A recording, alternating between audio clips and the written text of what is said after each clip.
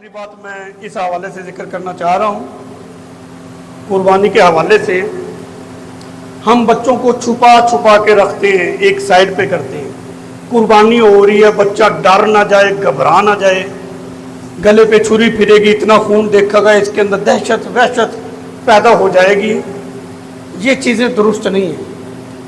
कुर्बानी जब की जाए तो कुर्बानी के जानवर के करीब खड़े होना, तमाशा नहीं बनाना, शोर गुल नहीं करना, बल्कि खड़े होना है कि हम अल्लाह की राह में अपने माल को, ये जानवर को कुर्बान कर रहे हैं। जब इस्लाम को हमारी ज़रूरत पड़ेगी, इस तरह हम अपनी जान भी इस्लाम के लिए वक्फ कर देंगे, इस्लाम को दे देंगे।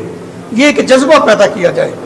दरअसल कुर्बानी जो है ये एक मुसलमानों के अंदर जज्बे जिहाद को पैदा करने की भी एक कड़ी है कि जिस तरह हम जानवर को ज़बह कर रहे हैं, वक्त आने पर हम इस्लाम की इज्जत और आबरू के लिए अपने सर भी पेश कर सकते हैं और सर ले भी सकते हैं।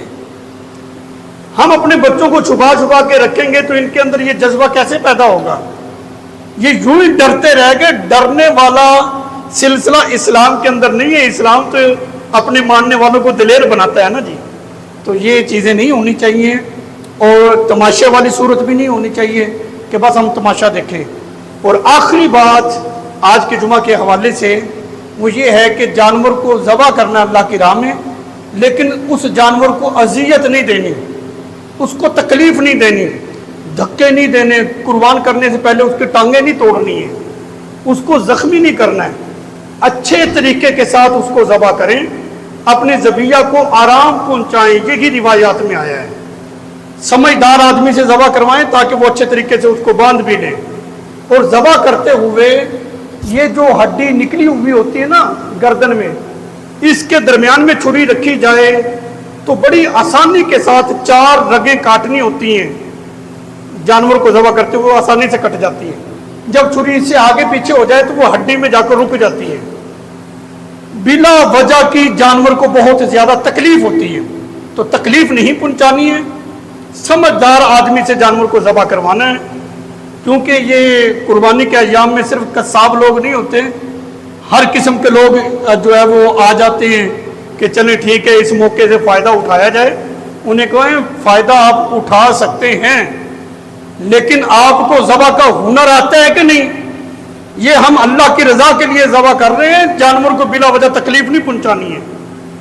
फिर वो ज़बह होता नहीं है, रूह निकलती नहीं है, छुरी की चोंच जो है वो उसके हड्डी के अंदर मार रहे होते हैं कि किसी तरीके से वो रगे कट जाएं। तो कितनी ज़्यादा ये तकलीफ दे अमल है। जानवर को पहले ही अच्छे तरीके से उस रुख पर गिराएं जिस रुख पर उसको ज़बह करना है। पहले ऐसे गिरा लेते हैं, फिर उसको खींचते हैं। बिला वजह जानवर को घसीटना और उसको तकलीफ देना ये जायज़ नहीं है। जहाँ इंसानियत के हुकूक है इस्लाम के अंदर, जानवरों के हुकूक भी नबी करीम अलैहिस्सलातु वस्सलाम ने जिक्र किए। एक ऊँट हुजूर की बारगाह में आया, वो हुजूर के कानों में कुछ बुड़बुड़ाने लगा। सरकार ने फरमाया इसके मालिक को बुलाओ। मुख्तसर जिक्र कर रहा हूँ। कहा यहूदी, फरमाया बुलाओ। फरमाया तुम भाई इसको चारा कम डालते हो, काम ज्यादा लेते हो, इसकी ताकत से ज्यादा बोझ डालते हो। कहने लगा मैं चारा पूरा नहीं डाल सकता। फरमाया इसको फरोख्त करो फिर।